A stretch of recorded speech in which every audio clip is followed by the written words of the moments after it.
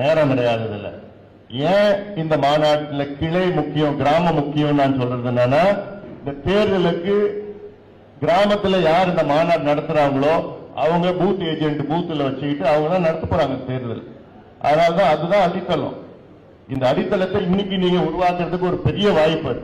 Foundation நீங்க உருவாக்குறது, ஏன்னா அதே ஒரு தொடர்பு இல்லாம தொடர்பு இல்லை, கிராமத்துக்கும் உங்களுக்கும் தொடர்பு இல்லாம, கட்சிக்கும் தொடர்பு இல்லாம போயிடுச்சு. ரொம்ப ரொம்ப வருத்தமா இருக்கு. நிறைய வேலை செய்யணும் நீங்க. அதனால இந்த வேலையை நீங்க அடுத்த 50 நாள்ல நீங்க செய்யறது தான் அடுத்த தேர்தல், வர தேர்தலுக்கு நம்ம அடித்தளம் அப்படியே கொண்டு போகணும். அதனால்தான் ரொம்ப ரொம்ப முக்கியம். ஒரு பஞ்சாயத்துக்கு ஒரு வண்டி 2 வண்டிலாம் கணக்கெல்லாம் கிடையாது. சின்ன சின்ன கொட்டா இருந்தாலும் சரி, குக்கிராமம் இருந்தாலும் சரி, ஒவ்வொரு கிராமத்துக்கும் ஒரு பஸ், 2 பஸ், 3 பஸ் இருக்கணும். நீ கணக்கெல்லாம் யார் இருக்கிறாங்களோ அவங்கள பேசி கீசி பண்ணி எல்லாமே மிகப்பெரிய கூட்டம். தமிழ்நாடு இந்த கூட்டத்தை பார்த்திருக்கூடாது. அது உங்களால நிச்சயமா செய்ய முடியும். அந்த வகையில தான், அந்த நம்பிக்கையோட தான் ஐயா கிட்ட நான் சொல்லியிருக்கேன். நிச்சயமா மிகப்பெரிய ஒரு வெற்றி மாநாடு நடத்துவோம் ஐயா நான் சொல்லி உறுதி கொடுத்திருக்கிறேன். நான் அது நடைபெறுகின்ற தேர்தலில், அடுத்த ஆண்டு நடைபெறுகின்ற தேர்தலில் ஆட்சி அந்த தலையெழுத்து இந்த மாநாட்டில் நடக்கிறது.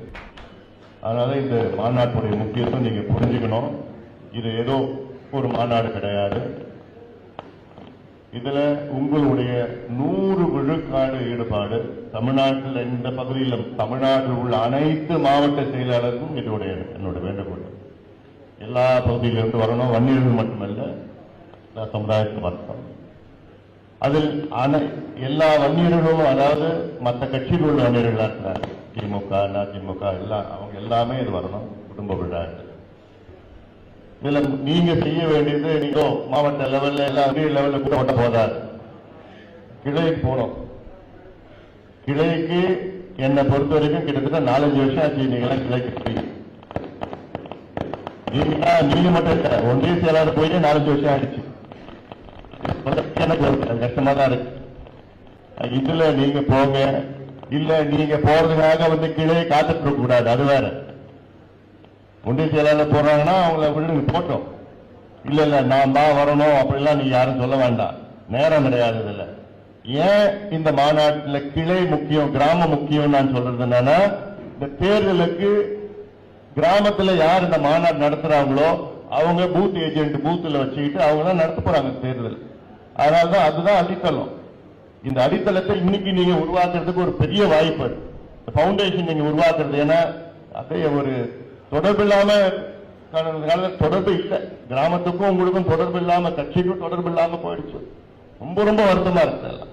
நிறைய வேலை செய்யணும் நீங்க. அதனால இந்த வேலையை நீங்க அடுத்த 50 நாள்ல நீங்க செய்யறது தான் அடுத்த தேர்தல், வர தேர்தலுக்கு நம்ம அடித்தளம் அப்படியே கொண்டு போகணும். அதனால்தான் ரொம்ப ரொம்ப முக்கியம். ஒரு பஞ்சாயத்துக்கு ஒரு வண்டி 2 வண்டிலாம் கணக்கெல்லாம் கிடையாது. சின்ன சின்ன கொட்டா இருந்தாலும் சரி, குக்கிராமம் இருந்தாலும் சரி, ஒவ்வொரு கிராமத்துக்கும் ஒரு பஸ், 2 பஸ், 3 பஸ் இருக்கணும். நீ கணக்கெல்லாம் யார் இருக்கிறாங்களோ அவங்கள பேசி கீசி பண்ணி எல்லாமே மிகப்பெரிய கூட்டம். தமிழ்நாடு இந்த கூட்டத்தை பார்த்திருக்கூடாது. அது உங்களால நிச்சயமா செய்ய முடியும்.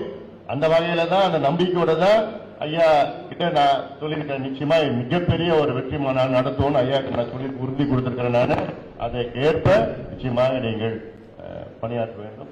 அடுத்தது நம்ம சவுத் ஆப்பிரிக்கா, யூரோப், ஐரோப்பியா இதெல்லாம் வராங்க, மாநாட்டுக்கு வராங்க. அதனால இதெல்லாம் நீங்க அந்த அளவுக்கு நம்ம கூட்டத்தை காமிக்கணும், அவங்க கிட்ட காமிக்கணும். பாரு, இப்படி இவ்வளவு கூட்டம் இருக்கிறாங்க, இவ்வளவு வண்டிகள் இருக்கு.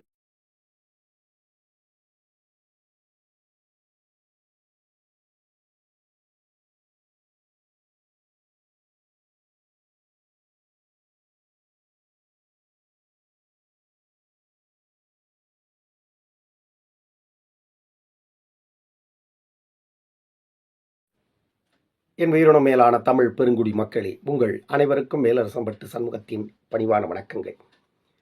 அன்பு உறவுகளே, இந்த காணொளி பதிவின் மூலமாக உலகமெல்லாம் பரவி வாழுகின்ற என் அன்பு உறவுகளிடம் உரிமையோடு நான் ஒரு கோரிக்கையை உங்களிடம் முன்வைக்கிறேன். நான் இந்த கரோனா பெருந்தொற்று காலகட்டத்திற்கு முன்பு நல்ல நிலையில் இருந்தவன். இந்த கரோனா பெருந்தொற்றில் சிக்கி பொருளாதாரத்தில் மிகப்பெரிய சரிவை சந்தித்து எழுந்து நிற்க முடியாமல் தவித்துக் கொண்டிருக்கிறேன். இந்த சூழ்நிலையில் என்னுடைய 2 குழந்தைகளையும் படிக்க வைப்பதற்கு மிகப்பெரிய சவாலை சந்தித்துக் கொண்டிருக்கிறேன். 12ஆம் வகுப்பு தேர்வு எழுதி கொண்டிருக்கின்ற என் மூத்த மகனுக்கு அடுத்த கட்டத்தை நோக்கி நகர்வதற்கான பொருளாதார சிக்கல் என்னை துரத்துகிறது. என்னுடைய இளைய மகனுக்கு 10ஆம் வகுப்பு தேர்வு எழுதுவதற்கே ஆல் டிக்கெட் கொடுக்க மறுக்கிறது பள்ளி நிர்வாகம். ஏனென்றால் பள்ளி நிர்வாகத்திற்கு நான் 3 ஆண்டுகளாக கட்டணம் செலுத்தவில்லை. இது அனைத்தும் சேர்ந்து என்னை மிகப்பெரிய நெருக்கடிக்கு உள்ளாக்கி இருக்கிறது. வங்கிகளில் சில பிரச்சனைகள் எனக்கு தொடர்ந்து கொண்டிருப்பதால், சிபில் ஸ்கோர் பிரச்சனை தொடர்ந்து நீடித்துக் கொண்டிருப்பதால் என்னால் அங்கும் கடன் வாங்க முடியவில்லை.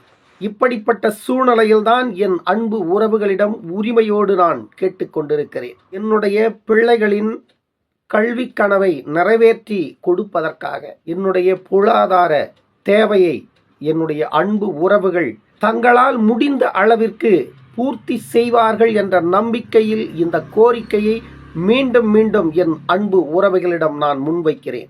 உதவிக்கரம் நீட்ட விருப்பமுள்ளவர்கள் என்னுடைய போன்பே, கூகுள் பே அல்லது என்னுடைய வங்கி கணக்குக்கு தாராளமாக நீங்கள் செய்யலாம். இந்த தருணத்தில் நீங்கள் செய்கின்ற இந்த பேருதவி 2 எதிர்கால தலைமுறைகளை இங்கு கல்வியில் முன்னேற்ற உதவும் என்று உங்களிடம் பணிவோடு கேட்டுக்கொள்ளுகிறேன். நன்றி, வணக்கம் அன்பு உறவுகளே.